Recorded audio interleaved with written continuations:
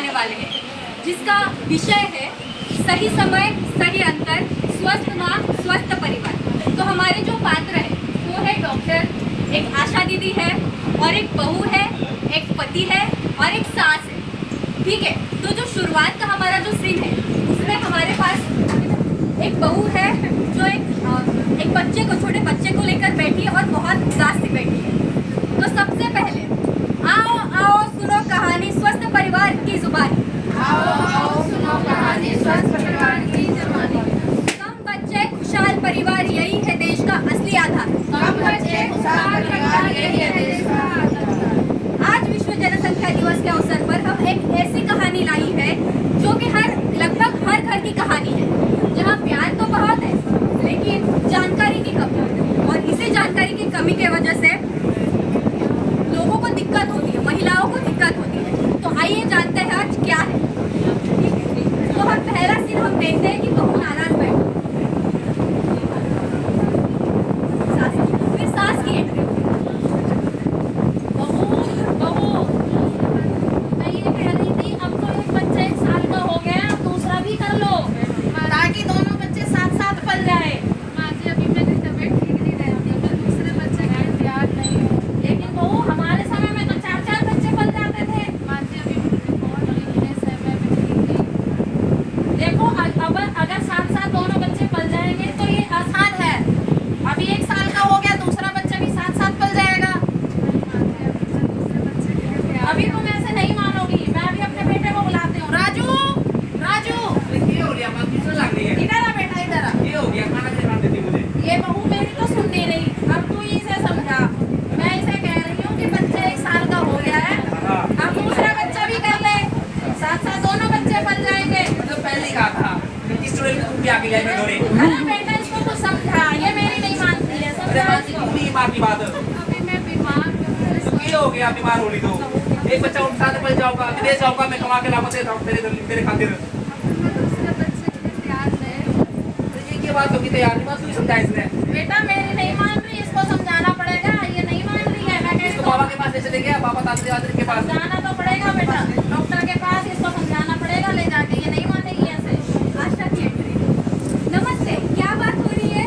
नमस्ते, आप नमस्ते कौन? मैडम जी। हम इस गांव की आशा दीदी है। माँ जी तो जानते हैं हमें। हाँ जी, हाँ जी। तो क्या बात हो रही है? मैडम जी मैं अपनी बहू को ये समझा रही थी कि एक बच्चा तो हो गया, अब साथ साथ दूसरा बच्चा भी हो जाएगा तो साथ साथ पल जाएंगे दोनों बच्चे। लेकिन ये बात नहीं मान रही। आप थोड़ा सा आप ही इनको समझाओ, हमारे समय में तो 4-4 बच्चे पलते थे, अब ये दूसरे बच्चे के लिए भी मना कर रही है। हाँ, आशा मैडम ने भी एक बात बोल दूँ अपनी। आशा मैडम ये नहीं पाऊंगा, माँ ने बड़े प्यार से किया बच्चे खातिर ना, अपना बस बढ़ाने के लिए ये मना करने लग रही है कि दूसरा बच्चा पैदा ना करोगी, मेरे को केक चाहिए। अरे मैं विदेश जाऊंगा, पैसा कमा के लाऊंगा, बच्चे पालूंगा, इसको पालूंगा, तभी तो खुश रहोगी। ये मानती को नहीं। मैडम आप समझाओगे वैसे? अच्छा आप रुकिए, मुझे एक बात बताइए, आप जब खेत में फसल काटते हो तो क्या दूसरे दिन बीज बो देते हो? नहीं मैडम, इसके लिए तो हमें समय चाहिए होता है। क्यों?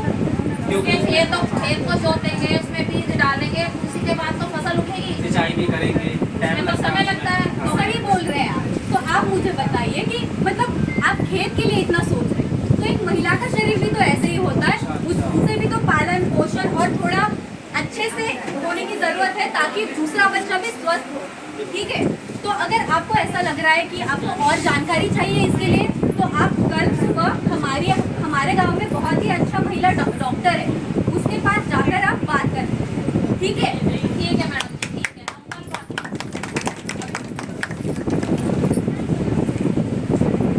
चलो कभी चलो वो मैडम हमारी कौन सी वो आशा गाँव वाली जो कल आई थी। चल बेटा चल, वहीं चलेंगे, वहीं बात स्टोरी करेंगे। बच्चे के साथ में। चल आज वहीं डॉक्टर से बात करेंगे। चलो तुम हमारे स्कूल में नहीं।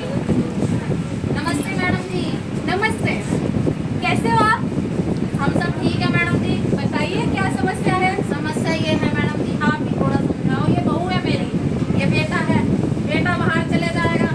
मैं ये सोच रही हूँ कि बहू है मेरी, 1 साल का बच्चा हो गया है, दूसरा भी साथ साथ हो जाए तो कम से कम दोनों बच्चे साथ पल जाएंगे। अब ये हमारी मान नहीं रही है, तो मैडम जी थोड़ा सा आप समझाओ इस बारे में, क्या पता आपकी मान ले।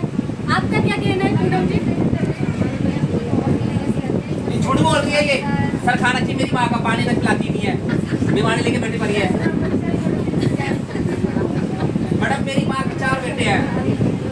भाई वो मेरे बेटे लगता है बैठे हैं यो कर लेती है, यो ना कर पाओगी, चोट पड़ने लग रही हो। हमारे समय में 4-4 5-5 बच्चे पढ़ते थे, ये दूसरे के लिए भी मना करके मैडम जी आप ऐसा करो ही ना कुछ। अच्छा नहीं, मुझे मैं आपको एक बात समझ, मैं बहुत खुश हूँ कि आप मेरे पास आए जानकारी लेने के लिए। दोनों मतलब दो बच्चों के बीच में कम से कम 3 साल का अंतर होना चाहिए, ठीक है? क्यों होना चाहिए? तो क्योंकि माँ स्वस्थ रहनी चाहिए। अगर 3 साल का अंतर रहेगा तो माँ का शरीर सही हो जाएगा और माँ स्वस्थ रहेगा। दूसरा जो बच्चा होगा वो स्वस्थ पैदा होगा। अगर आप 1 साल में ही दूसरा बच्चा कर रहे हैं तो वो कमजोर हो जाएगा। ना मैडम, ऐसा ना कर, मेरा बच्चा कमजोर होना चाहिए, उसका प्रमाण बनाऊंगा मैं, एक दिन नहीं हो जाऊंगा। मैडम रास्ता बताओ, कुछ करना क्या है देखिए, और एक है कि अगर आप दूसरा बच्चा जल्दी करोगे तो वो हो सकता है कि समय से पहले पैदा हो।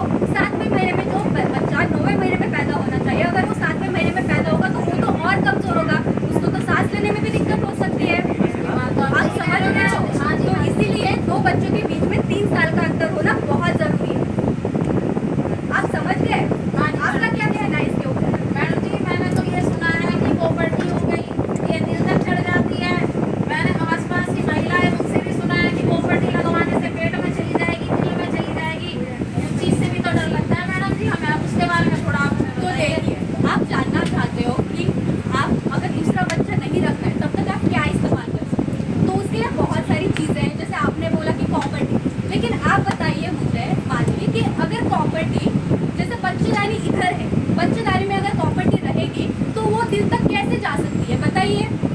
मैडम जी हमने तो अपने आसपास में यही सुना है, सब ये बताते हैं प्रॉपर्टी ऊपर चढ़ जाती है। ये गलत धारणा है माली। मैं आपको बताती हूँ, मैं एक डॉक्टर हूँ तो मुझे पता है कि अगर बच्चेदानी में रहती है तो उधर ही रहेगी, बच्चेदानी से कहाँ से वो दिल तक चली जाएगी? मैडम जी ये हमारे साथ में ये भी कहतियाँ होती है, वो ये हमारे से जो दिक्कत होती है तो बच्चा भी नहीं कर पाते, इसलिए अच्छा हुआ आपने ये हमें बताया, ठीक है? ये गलत धारणा है, ऐसा कुछ नहीं है कि गोलियां खाने के बाद भी दूसरा बच्चा नहीं होता। आप जैसे ही गोलियां बंद कर देते हो तुरंत आप प्रेगनेंसी नॉर्मल हो जाती है, बच्चा आप रख सकते हो, ठीक है? बहुत सारे लोग सेफ्टी के बारे में बोलते हैं, आपको क्या पता है सेफ्टी के बारे में? मैडम मुझे लगता है सेफ्टी नहीं है, मुझे डर लगता है, मैंने सुना है कि उसे मजा भी नहीं होगा, मुझे लग रहा है सेफ्टी। ऐसा कुछ नहीं है भैया, सेफ्टी से कॉन्डम से मजा कम हो जाता है, ये ऐसा कुछ नहीं है। लेकिन आप ये सोचिए कि उससे फायदा क्या होगा? एक तो गर्भधारणा नहीं रहेगी, जो यौन संपर्क होगा वो सुरक्षित होगा, HIV जैसे जो इन्फेक्शन है वो नहीं फैलेंगे। तो ये बहुत ही अच्छा और आसान तरीका है बच्चा नहीं रखने का, ठीक है? दूसरा एक होता है कि पुरुष नस्ल NSV, नॉन स्टार्पल वैसेक्टोमी। आपको कुछ पता है इसके बारे में? छीला फाड़ी कर देते हैं, टाँके लगते हैं बड़े-बड़े, फिर नहीं करवाना आपको। नसबंदी, जो करना है इसके करो, छोटे लगाई, मुझे नहीं करवाना अपना नसबंदी। भैया ऐसा कुछ नहीं है। मैं कमा रहा हूँ, विदेश आऊँगा मैं, कुछ हो जाकर कमजोर पड़ता हूँ, कैसे कमाऊँगा पैसा? तो मेरी माँ की जिम्मेदारी में थोड़े, मेरी बीवी की जिम्मेदारी में थोड़े, मेरे छोटे जिम्मेदारी में थोड़े।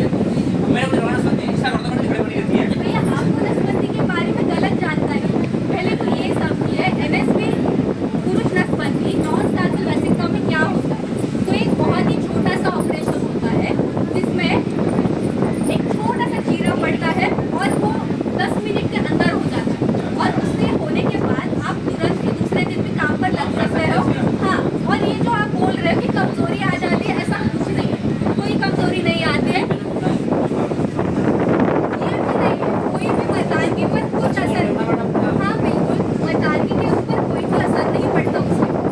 एक तो कमजोरी नहीं आएगी, मर्दानगी के ऊपर असर नहीं होता, और एक बहुत ही सुरक्षित ऑपरेशन है, तो आप इसे कराने से डर नहीं सकते, ठीक है? मतलब डरना नहीं है, ये बहुत ही अच्छा ऑप्शन है।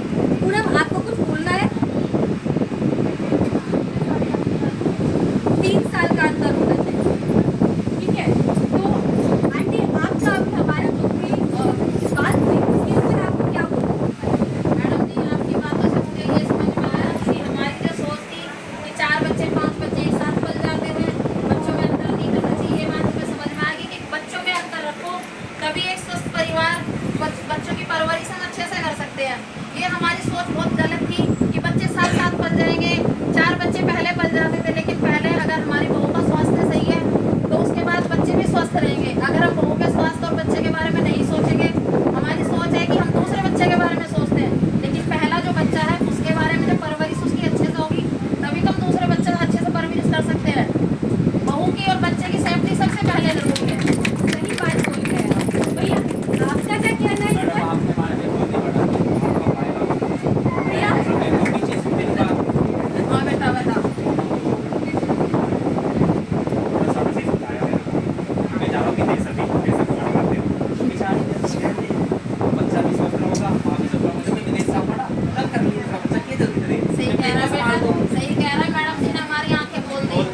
बहुत बड़ी गलतफहमी में है। एक मौका तो तुमको बात सुन ले, जो भी करना है दीदी करवा दूंगा अपना। क्या कराओगे भैया? बहुत अच्छा फैसला किया तुमने, बहुत अच्छा। क्या कराओगे भैया? मैं दीदी करवा लूंगा अपना। अच्छी बात है। मेरे बच्चे मेरे लिए बहुत ज्यादा इम्पोर्टेंट है। पैसा कमाऊंगा, बच्चों को कमाऊंगा, मेरे बच्चों को जाएगा ना। प्रेशर आ रहा है अभी, उसका प्रेशर बहुत है। अच्छी बात, अच्छी बात है। मैं बहुत खुश हूँ कि आप समझ गए। अब पूनम जी, आपको क्या कहना है?